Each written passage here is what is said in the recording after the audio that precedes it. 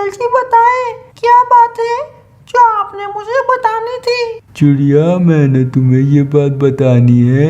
इस जंगल में बारिश और भी तेज आनी है। अभी हम तुम्हारे पीछे पहाड़ वाले जंगल में बारिश बरसा रहे हैं और उसके बाद तुम्हारे जंगल का नंबर है। तुम सारे पक्षी ये जंगल छोड़कर दूसरे जंगल चले जाओ।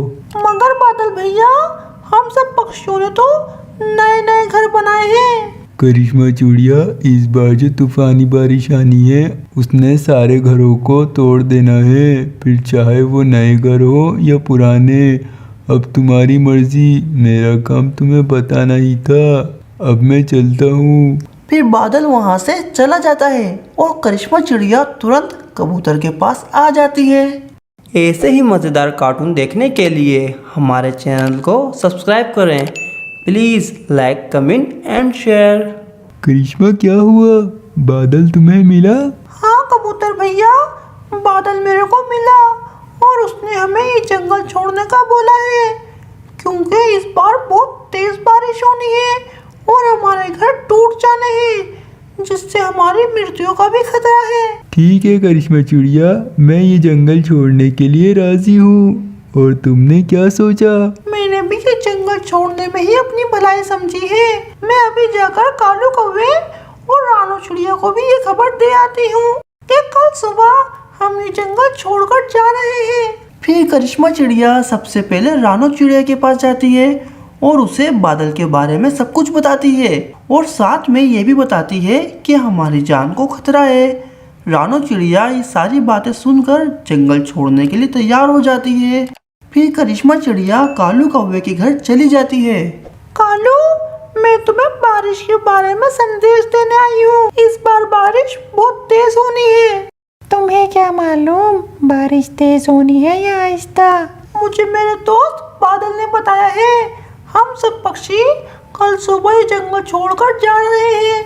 अगर तुम्हें भी हमारे साथ चलना है तो कल सुबह बड़े पेड़ के पास आ जाना। हाँ सही है, तुम जाओ, अगर हमें आना होगा तो हम आ जाएंगे। फिर करिश्मा चिड़िया अपने घर चली जाती है। ऐसे ही मज़ेदार कार्टून देखने के लिए हमारे चैनल को सब्सक्राइब करें। Please like, comment and share.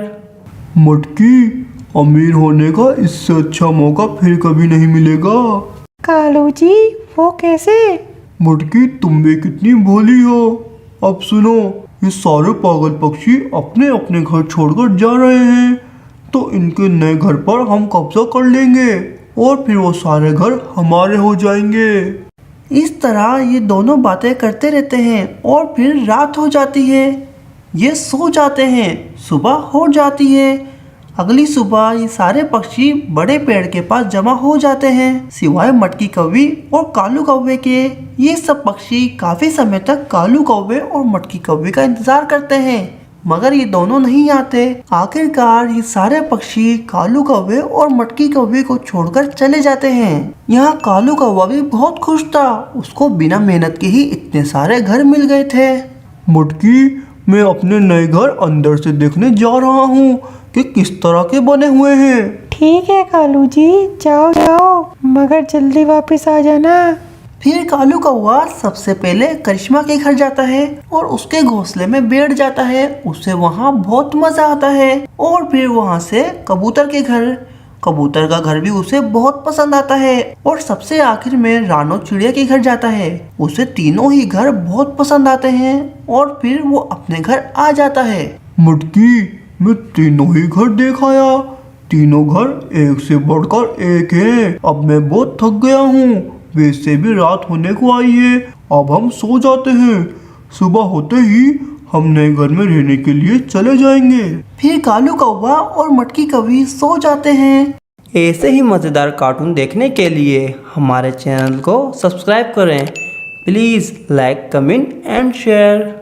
रात में मौसम खराब होने के कारण तेज तूफानी बारिश शुरू हो जाती है और वो बारिश एक तूफान की शक्ल ले लेती है। तेज तूफानी हवाओं में कालू कौवे का घर उड़कर बड़ी नदी में गिर जाता है और वो दोनों पानी में डूबकर मर जाते हैं। तो दोस्तों, आपको इस कहानी से क्या सबक मिलता है कि लालच बुरी बला है।